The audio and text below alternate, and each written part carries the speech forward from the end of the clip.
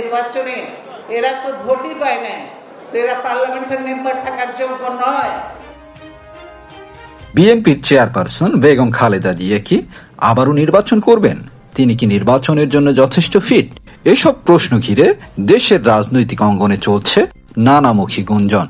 সম্প্রতি ফেনীতে আয়োজিত এক সভায় দলের ভাইস চেয়ারম্যান আব্দুল আউয়াল মিন্টু জানিয়েছেন, খালেদা জিয়া সুস্থ আছেন, তিনি আসন্ন জাতীয় নির্বাচনে প্রতিদ্বন্দ্বিতা করবেন।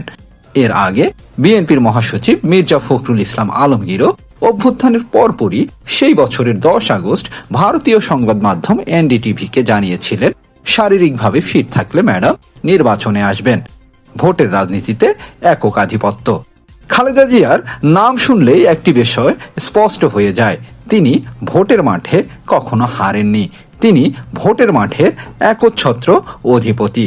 1991 সালে তিনি বগুড়া 7, ঢাকা 7, ঢাকা 9, ফেনী 1, চট্টগ্রাম 8 এই 5টি আসনে প্রতিদ্বন্দ্বিতা করে সবকটিতেই জয় পান। 1996-এ বগুড়া 6 ও 7, ফেনী 1, লক্ষ্মীপুর 2, চট্টগ্রাম 1 এই 5টি আসনে জেতেন তিনি। 2001-এ এসে আবারও শতভাগ জয়। এবার তিনি প্রতিদ্বন্দ্বিতা করেন বগুড়া 6 ও 7, খুলনা 2, লক্ষ্মীপুর 2, ফেনী 1 আসন থেকে। 2008 সালে তিনি 3টি আসনে নির্বাচন করেন এবং সবকটিতেই জয় পান। তার নির্বাচনী আসন ছিল বগুড়া 6 ও 7 এবং ফেনী 1।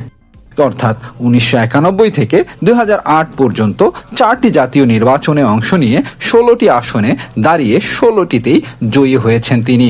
1991 সালের নির্বাচনে 5টি আসনে দাঁড়িয়ে সবগুলিতেই জিতে তিনি বসেন প্রধানমন্ত্রীর চেয়ারে।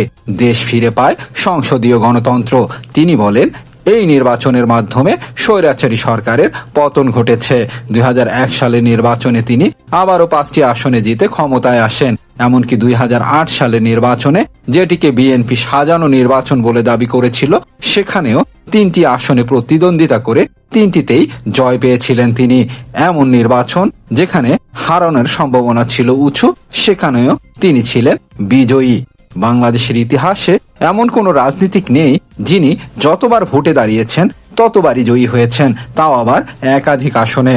এমনকি 24-এর গণ অভ্যুত্থানে ক্ষমতাচ্যুত প্রধানমন্ত্রী শেখ হাসিনারও 1991 সালের নির্বাচনে পরাজয়ের রেকর্ড আছে।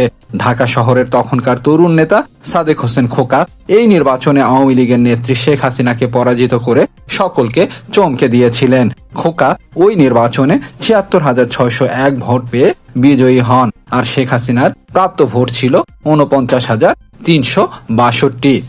কেন হারেননি খালেদা জিয়া? জনগণের সহানুভূতি ও জাতীয়তাবাদী আবেগ।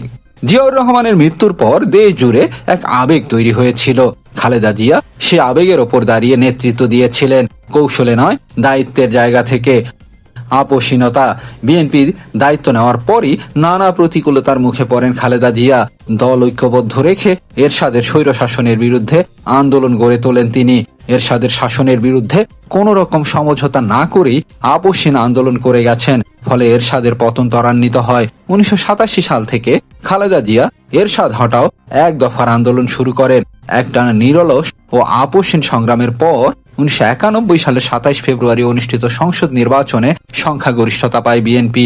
এর মধ্য দিয়ে তিনি আপোষহীন নেত্রী হিসাবে মানুষের মাঝে জনপ্রিয় হয়ে ওঠেন। মজবুত সংগঠন ও সাংগঠনিক কাঠামো। বিএনপি তখন দেশের সবচেয়ে সংগঠিত দলগুলোর একটি ছিল।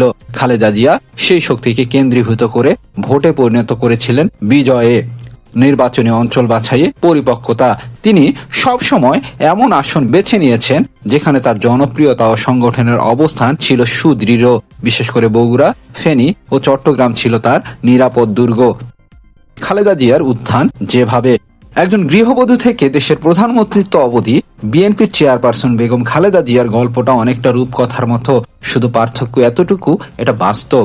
তৎকালীন রাষ্ট্রপতি জিয়াউর রহমানের হত্যাকাণ্ডের পর 1981 সালে যখন বিএনপির ভবিষ্যৎ ঘোলাটে আর রাজনৈতিক নেতৃত্ব অনিশ্চিত, ঠিক তখনই হঠাৎ করে সামনে আসেন একজন নারী, যাকে তখনও অনেকেই কেবল জিয়ার স্ত্রী বলেই জানতেন। তিনি বেগম খালেদা জিয়া তখন 2 সন্তানের মা, লাজুক গৃহবধূ, কখনো রাজনীতির সঙ্গে যুক্ত ছিলেন না, কিন্তু ইতিহাস তাকে ডাক দিয়েছিল। বিএনপির শূন্য নেতৃত্বে বিভক্তি দেখা দেয়। বিচারপতি আব্দুস সাত্তার ছিলেন নামমাত্র রাষ্ট্রপতি। সেই সময় দলটির তরুণ অংশ খালেদা জিয়াকে নেতৃত্বে আনার জন্য জোর দাবি তোলেন। রাজনৈতিক অভিজ্ঞতা না থাকলেও জিয়াউর রহমানের জনপ্রিয়তা, নিজের দৃঢ় মনোভাব আর রাজনৈতিক দলগুলোর তীব্র চাহিদায় ধীরে ধীরে উঠে আসেন রাজনীতির মঞ্চে। 1984 সালে মাত্র কয়েক বছরের মধ্যেই তিনি হন বিএনপির চেয়ারপারসন। সামরিক শাসক এরশাদের বিরুদ্ধে ঐক্যবদ্ধ আন্দোলনের প্রধান নারীমুখ হয়ে ওঠেন খালেদা জিয়া। 2004, 2005 এবং 2006 সালে ফোর্বস ম্যাগাজিন তাকে বিশ্বের 100 ক্ষমতাধর নারীর তালিকায় স্থান দেয়। সর্বোচ্চ 14 নম্বরে থাকা এশিয়ার অন্যতম রাজনৈতিক নারী ক্ষমতার প্রতীক হয়ে উঠেছিলেন খালেদা জিয়া।